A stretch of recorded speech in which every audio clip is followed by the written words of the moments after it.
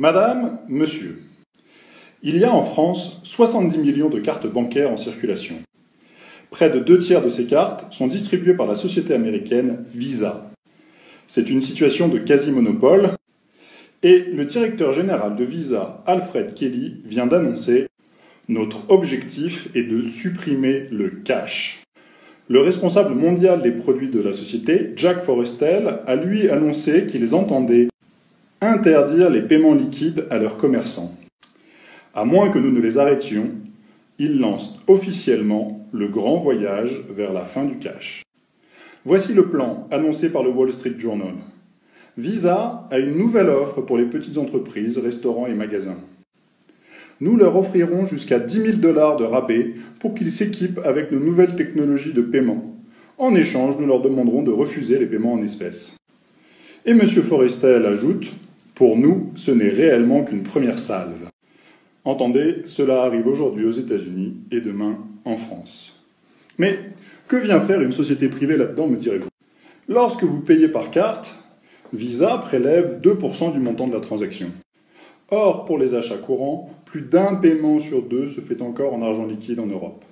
Dans des pays comme l'Allemagne ou l'Autriche, très attachés à l'argent liquide, il y a même plus d'euros échangés en liquide que par carte. En Inde, l'activité de Visa a bondi de 75% instantanément lorsque le gouvernement a retiré de la circulation la presque totalité des billets. Et tout cela sans générer de révolte. Le plan se déroule comme prévu.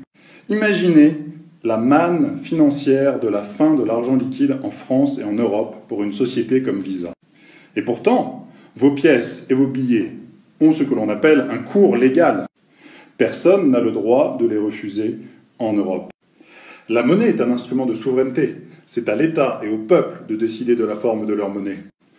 Mais certainement pas à une société privée qui augmente considérablement ses profits grâce à la fin de l'argent liquide. Mais Visa est le complice parfait pour le hold-up du siècle. Cette annonce du directeur général de Visa suit de quelques mois la publication d'un rapport du Fonds monétaire international. Et voilà ce que vous pouvez lire dans ce rapport.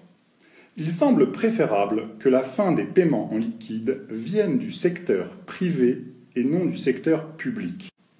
D'un côté, il s'agit simplement de vendre plus facilement un café, alors que de l'autre, il s'agit d'un choix politique contestable avec des arguments valides.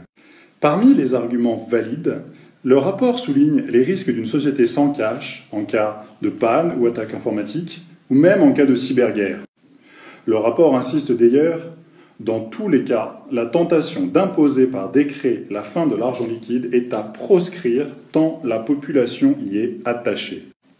On ne saurait être plus clair, l'État ne peut pas supprimer lui-même l'argent liquide, il faut que cela passe par le secteur privé. Peu importe les risques gigantesques, peu importe que la population soit contre tant qu'on ne le crie pas sur les toits.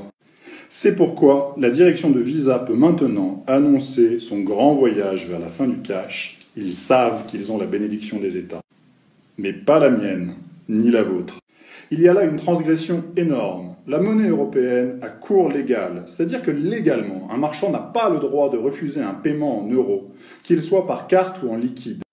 En acceptant que Visa interdise à ses commerçants d'accepter les paiements en liquide, l'État accepte que la loi de Visa passe avant la sienne. Il détruit de facto le fondement même de sa monnaie, celui d'être accepté partout sur son territoire.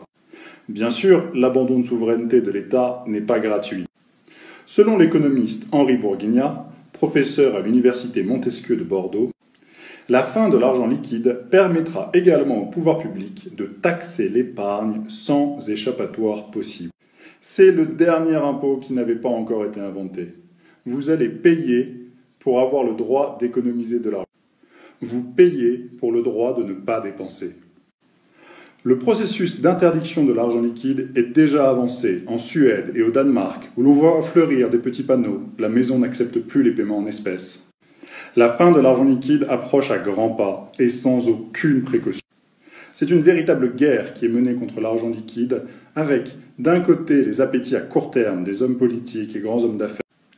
Bill Gates, Mario Draghi, Christine Lagarde, William White de l'OCDE, Blythe Masters de JP Morgan ont préparé la fin de l'argent liquide au dernier forum économique mondial de Davos. Mais de l'autre côté, qui défendra la vision prudente et de long terme des populations? L'État faillit à sa tâche et c'est à nous de nous élever contre cette folie.